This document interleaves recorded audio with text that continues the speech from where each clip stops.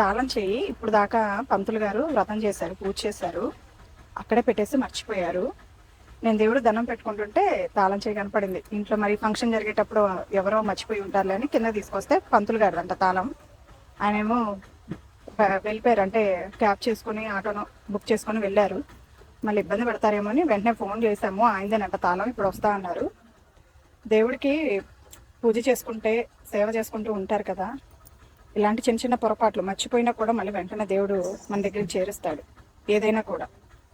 ఇప్పుడు ఆయన మళ్ళీ తాళం చేయి కోసం ఇబ్బంది పడకుండా ఎవరికంటన్నా పడేటట్టు చేశాడు. అది నాకంటే పడింది. ఇప్పుడు తాళం చేయి పంతులు గారికి ఇవ్వాలి, వస్తారు చూద్దామనండి. పాపం ఆయన ఎంత దూరం వెళ్ళారో, ఇప్పటికీ పావు గంట అయింది నేను నుంచొని, ఇంకా రాలేదు.